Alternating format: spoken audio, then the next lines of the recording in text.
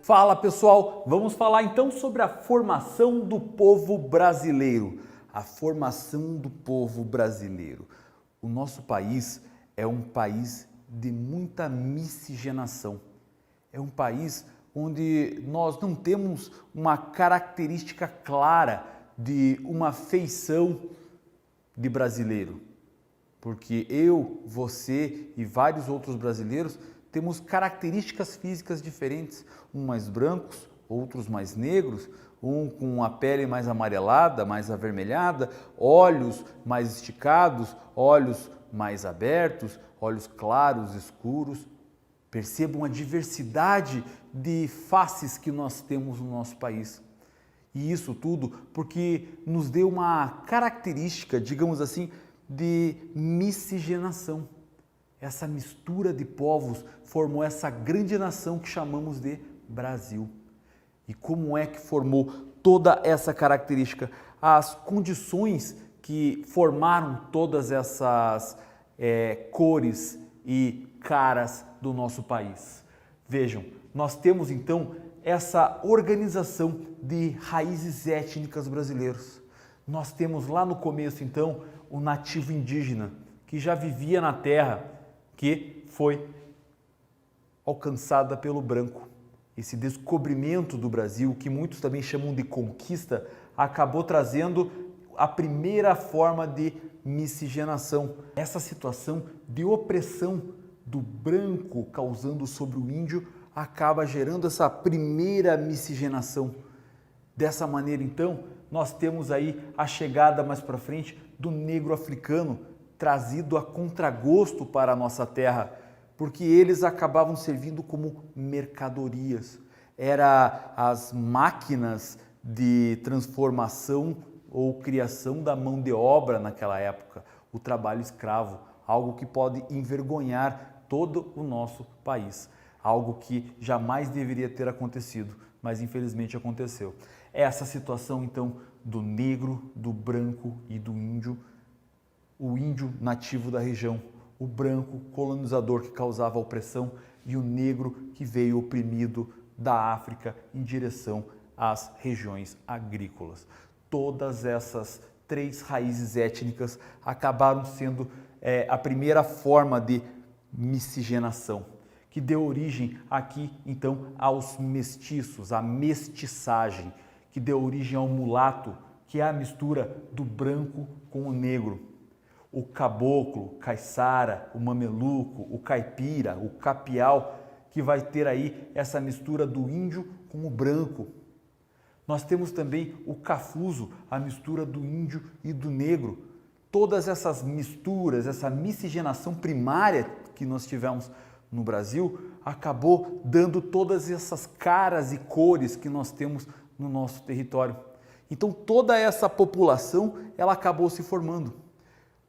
Mais para frente, quando houve então o fim da escravidão no Brasil, lá pelo início do século XX, fim do século XIX, nós vamos ter então a tentativa do Império e posteriormente da República Brasileira de fazer um embranquecimento da população, porque a quantidade de negros e de índios dentro da população estava fazendo uma mestiçagem de cor mais parda, mais escura. Então isso não agradava os olhos da família real e da nobreza branca, elite europeia.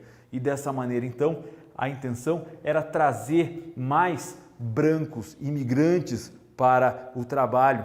Então quando houve a abolição da escravatura, essa abolição então acabou fazendo com que os negros tornassem livres e eles foram ocupar então as cidades, principalmente ocupar onde? As áreas periféricas, as áreas onde não tinham condições de moradia. Até porque quando eles saem das áreas rurais e vão para as áreas urbanas na tentativa de ganhar a vida, eles não têm oportunidades, essa população negra, essa população parda, e acaba ficando marginalizadas da sociedade. Em compensação, vem o branco europeu, que vem tomar todas essas áreas de produção agropecuária que foi deixada de lado pelos negros, que até então forçadamente era força de trabalho.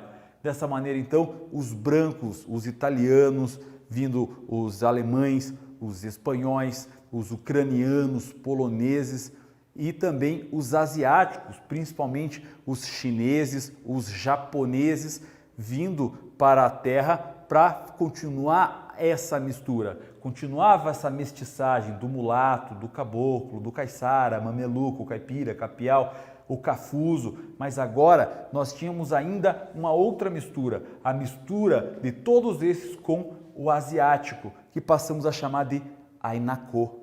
Ainako, a palavra em japonês é justamente essa, misturado.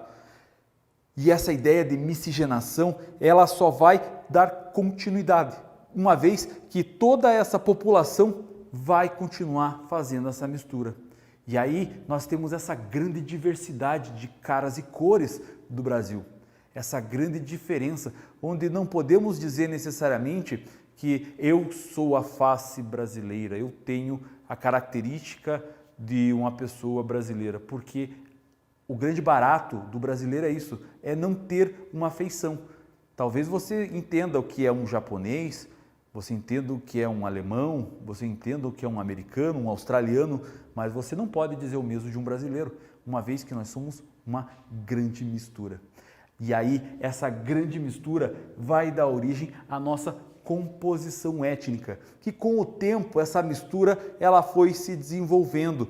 Quando há aplicações artificiais e tentativas de fazer mudanças, acabam que não necessariamente eles conseguem mudar, mas eles conseguem alterar essa composição étnica com o tempo.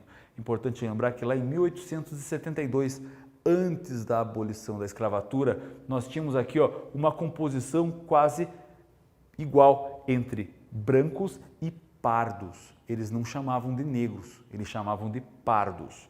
Já em 1890, na abolição da escravatura, nós temos aqui a aparição de uma quantidade maior de brancos, porque já inicia o processo de embranquecimento provocado pelo governo brasileiro.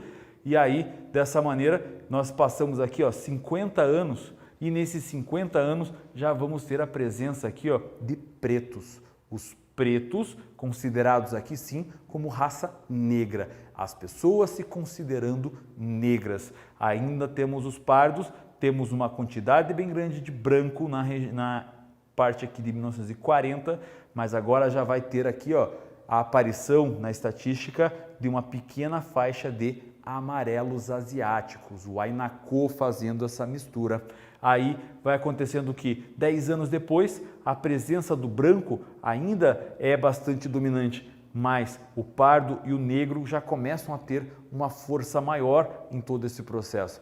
Nós vamos conseguir já perceber, vinda principalmente da região Nordeste, trazida aí pelas formas das migrações, os movimentos dos fluxos migratórios vindo para o Sudeste e tentando gerar uma concentração maior e essa mistura acontecendo ainda mais. Agora, a partir de 1960, em seguida, nós vamos ter as pessoas vão começar a assumir-se como pardos, assumir-se como negros, assumir-se como, de fato, aí, o que elas acreditam ser.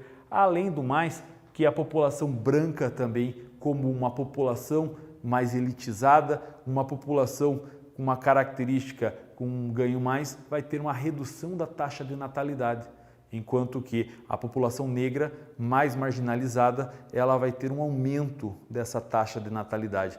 Então esse crescimento de negros, essa diminuição do crescimento de brancos vai fazer com que haja um predomínio de pretos e pardos na nossa nação a partir de 1980. Em 1980, então, nós temos essa consideração branca e preta bem definida. Claro que nós não podemos entender tudo isso como uma luta de classes, uma vez que somos todos brasileiros e não podemos ter justamente essa ideia.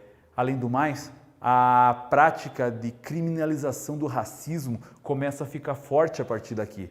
Então as pessoas cada vez mais se assumem como negros, como pardos. Então nós vamos perceber agora, em 1991, um predomínio da população negra no nosso país. Só que da mesma forma que nós temos esse predomínio da população negra do país, nós temos a população negra que recebe os menores salários, a população negra quem tem aí as piores condições de vida e quase não tem as mesmas oportunidades que a população branca. Por isso que nós precisamos unir esse país de uma maneira em que não vejam as pessoas pela cor da sua pele, mas sim pela sua consciência e seu caráter. Eu vou ficando por aqui, desejando para vocês uma boa aula. Muito obrigado por ter assistido e tchau, tchau.